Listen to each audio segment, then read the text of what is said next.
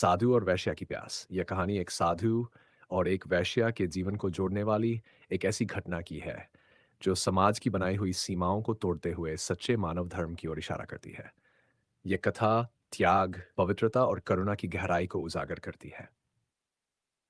साधु का आगमन। एक बार एक घने जंगल के पास एक छोटा सा गांव था। वहां के लोग अपनी सादगी और धार्मिकता के लिए जाने जाते थे। उसी गांव के बाहर एक नदी के किनारे एक प्रसिद्ध साधु का आश्रम था। वह साधु अपने तप और ज्ञान के कारण दूर दूर तक पूजनीय था। वह हर किसी को धर्म, सत्य और मानवता का पाठ पढ़ाता था। गांव में ही एक औरत रहती थी जो अपनी जीविका चलाने के लिए वैश्या का काम करती थी। उसका नाम चंपा था। अ, समाज उसे तिरस्कार की दृष्टि से देखता था, लेकिन वह अपने मन में हर किसी के लिए दया और करुणा का भाव रखती थी। अ, चंपा के जीवन में केवल दो चीजें स्थायी थीं, उसकी बेबसी और समाज का उसे तिरस्कार करना। लेकिन वह इस सब के बावजूद दूसरों की मदद करने की कोशिश करती। प्यास की परीक्षा। गर्मी का मौसम अपने चरम पर था। गांव के तालाब और कुएं सूख चुके थे। लोग पानी के लिए संघर्ष कर रहे थे। उसी समय साधु अपने आश्रम से बाहर निकलकर गांव की ओर आए। गांव में प्यासे लोगों को देखकर साधु ने सोचा, इनकी प्यास बुझाने के लिए मुझे कुछ करना होगा। उन्होंने अपने तपोबल से नदी के किनारे एक जल स्रोत उत्पन्न कर दिया। साधु ने कहा, यह जल स्रोत पवित्र है। यह केवल उन लोगों के लिए है जो सच्चे हृदय और पवित्र मन से इसे ग्रहण करेंगे। कोई भी दूषित विचार वाला व्यक्ति इस जल को छू भी नहीं सकता। गांव के लोग साधु की बात मानते हुए जल स्रोत की ओर बढ़े। लेकिन जैसे ही कोई व्यक्ति पानी लेने की कोशिश करता, पानी गायब हो जाता। साधु ने कहा, यह जल स्रोत केवल उन्हीं के लिए खुलेगा जिनका हृदय पवित्र है। जो सच्चाई और सेवा के मार्ग पर है, वही इसका उपयोग कर सकते हैं। चंपा की परीक्षा। गांव के लोग निराश होकर लौट गए। चंपा ने यह सब सुना और सोचा, मैं तो इस समाज के अनुसार अछूत हूं। अगर गांव के सबसे धार्मिक लोग इस पानी को नहीं छू पा रहे, तो मैं कैसे छू सकती हूँ। लेकिन मेरे पास कोई और चारा नहीं है। मेरे घर में मेरी बीमार माँ और मेरा छोटा बच्चा प्यास से तड़प रहे हैं। मुझे प्रयास करना होगा।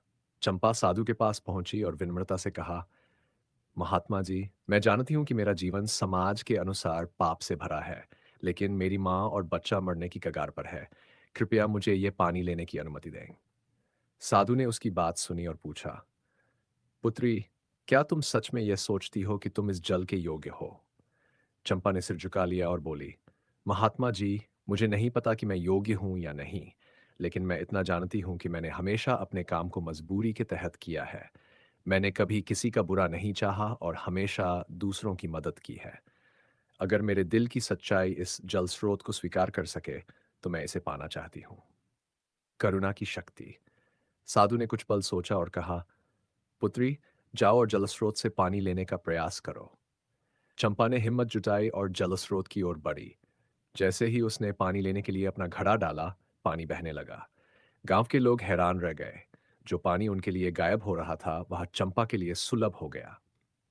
साधु ने मुस्कुराते हुए कहा, देखो, यह सत्य है कि समाज का पाखंड सच्चाई को नहीं माप सकता। इस महिला का हृदय करुणा और सच्चाई से भरा है। उसके जीवन के कर्म उसकी मजबूरी थे, लेकिन उसकी आत्मा पवित्र है। यही कारण है कि यह जल उसके लिए उपलब्ध हुआ। गांव वालों का पश्चाताप। गांव के लोग यह सुनकर लज्जित हो गए। उन्होंने अपने पाखंड और चंपा के प्रति अन्याय के लिए माफी मांगी। चंपा के आंसू छलक पड़े। साधु ने सभी को समझाते हुए कहा, यह कहानी तुम्हें सिखाती है कि बाहरी रूप से किसी को मत आंको। सच्ची पवित्रता और सच्चाई व्यक्ति के हृदय में होती है। चंपा का पुनर्जन्म। इस घटना के बाद चंपा ने अपने जीवन को बदलने का निर्णय लिया। उसने समाज के साथ मिलकर एक नया जीवन शुरू किया। गांव के लोग भी उसे अपनाने लगे। साधु के आशीर्वाद से वह न केवल अपने परिवार का सहारा बनी, बल्कि गांव की सेवा में भी योगदान देने लगी। कहानी का संदेश। यह कथा समाज का पाखंड और असली धर्म। इस कहानी का पहला और सबसे महत्वपूर्ण संदेश यह है कि समाज अक्सर बाहरी रूप, जाति, पेशे और स्थिति के आधार पर किसी व्यक्ति को जज करता है। लोग मानते हैं कि धर्म केवल मंदिर जाने, पूजा पाठ करने या उच्च वर्ग में जन्म लेने से ही प्राप्त होता है। साधु के विचार। साधु ने गांव वालों को समझाया, धर्म पूजा पाठ से नहीं, बल्कि कर्म और मन की शुद्धता से परिभाषित होता है।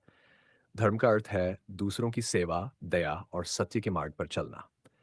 चंपा का काम मजबूरी का परिणाम था, लेकिन उसके भीतर दूसरों की भलाई और प्रेम था। इसलिए वह जलस्रोत का उपयोग करने के योग्य बनी।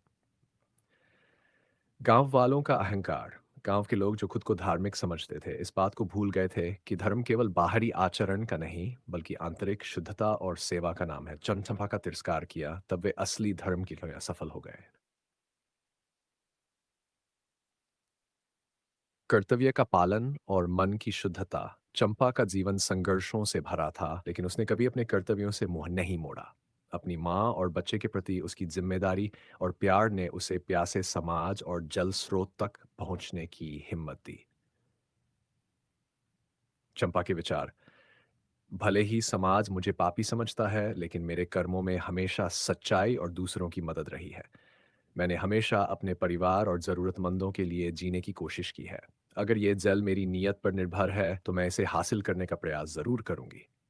चंपा की ये भावना दर्शाती है कि मन की सच्चाई और कर्तव्य निष्ठा से बड़े कोई धर्म या पूजा नहीं है।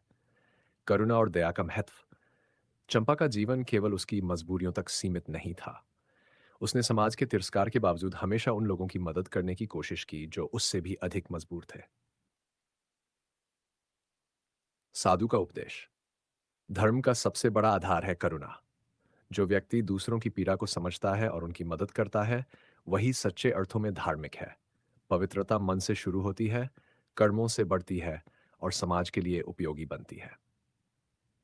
गांव वालों का परिवर्तन।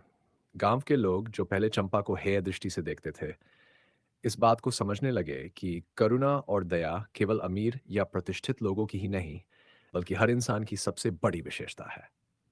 पानी का प्रतीकात्मक अर्थ। इस कहानी में पानी केवल जीवन देने वाला स्रोत नहीं है, बल्कि इसे सच्चाई, पवित्रता और ईश्वर के आशीर्वाद का प्रतीक माना गया है।